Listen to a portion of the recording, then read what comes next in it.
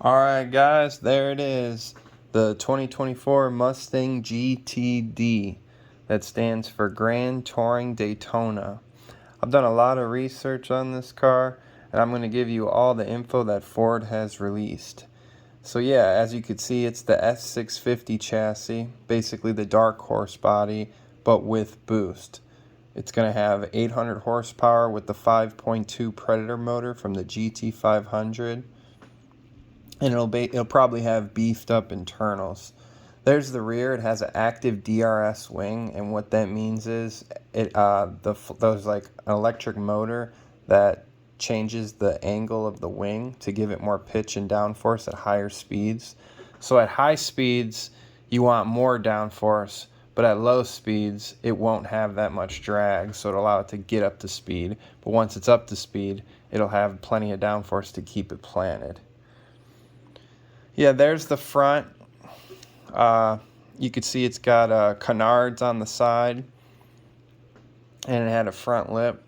It's got those traditional Mustang taillights that are growing on me. It's got 5-spoke magnesium wheels, front and rear. It's got 325s up front and 345s in the rear. Yeah, the front grille has plenty of holes for maximum airflow. And yeah, it's got those carbon fiber hood pins from the GT500. Yeah, and next, there's another picture of the rear spoiler with that active DRS. And in the back, there's actually a cooling fan in that grille for to cool the rear transaxle. Yeah, moving on. This car will be street legal. It'll have a rear seat delete to accommodate the new rear suspension. Rear suspension has horizontally opposed shocks, or like basically coilovers, made by Multimatic, and I've heard nothing but good things about Multimatic suspension. And suspension is everything in racing, so that'll definitely help them set a good lap time. Full carbon fiber body. That blacked out roof looks very nice. The exhaust system is full titanium system. It's an Akrapovic system. I knew that from dirt biking. Yeah, full titanium Akrapovic exhaust system. There's the arrow, showing you the arrow they did on this. Seeing that smoke go over it. Looks beautiful.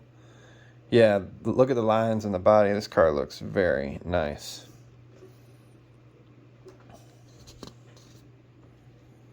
Yeah, so let's talk about the powertrain. It's going to be a beefed up 5.2 liter Predator motor with 800 horsepower. It's going to have a dry pump oil sump system.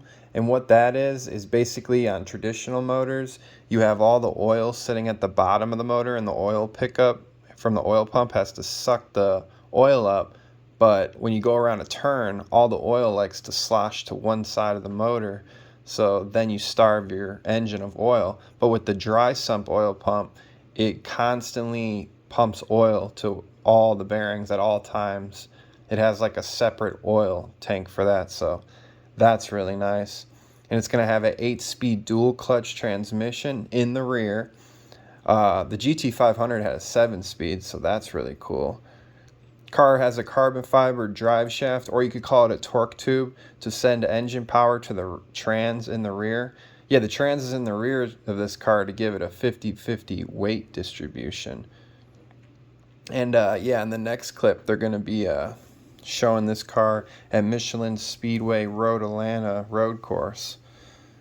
So I'll be quiet so you can listen to it. Listen to that supercharger.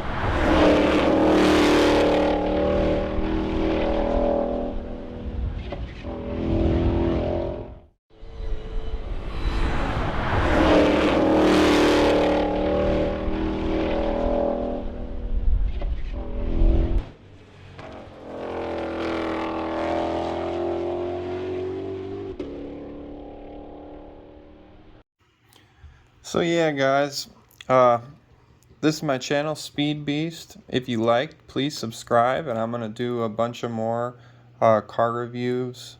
I own a C6 Z06, and this car, it's funny because I have a 2007 C6 Z06 Corvette. It has a dry sump oil system for the oil, and it has a rear transaxle. So it just goes to show you that back in the day, Chevy knew what they were doing. And I really like this car because they're taking those two characteristics that my car has. But this car would absolutely smoke mine, even though I have a 7-liter LS7. This car is a true race car. But it's 300 grand. So yeah, let's go over it. The key highlights of this car is transaxle in the rear for 50-50 weight distribution. It's got a 5.2 liter Predator motor with 800 horsepower, so it's going to be a beefed up GT500 motor with probably a bigger supercharger, more boost, more heavy duty internals. It's got an 8-speed dual clutch instead of a 7 from the 500, so that's cool. It's got multi-matic brakes and suspension, and just the suspension on this car is probably, you're looking at, honestly, 25 G's just in suspension. 20 grand. Because suspension, good suspension's not cheap. It's going to have full carbon fiber body. I'm guessing this is just my guess. The weight, I'm gonna have to say this car's since it's got full carbon fiber body, or not full, but like everything they could make carbon fiber, they did. I'm gonna say this car is gonna weigh anywhere from 3,300 pounds to 3,400 pounds. That's just my guess. So don't take my word for that, but it'll probably be right around there. Yeah, and the only bad thing is it's going to be $300,000, and you're going to have to get allegations for this car. You're going to have to be put on a waiting list. You're going to have to tell Ford the reason you're buying it. They're only making so many of these, so it's going to be really hard to get. You're going to have to be a loyal Ford customer to get this car. So yeah, those are pretty much the highlights of this car. They're trying to break the Nürburgring record. They're trying to go sub 7 seconds with this. So under 7 seconds on the Nürburgring. That is really fast. They're trying, just for a reference, they're trying to beat the Porsche GT2 RS, which currently holds the lap record at 6 minutes and 41 seconds.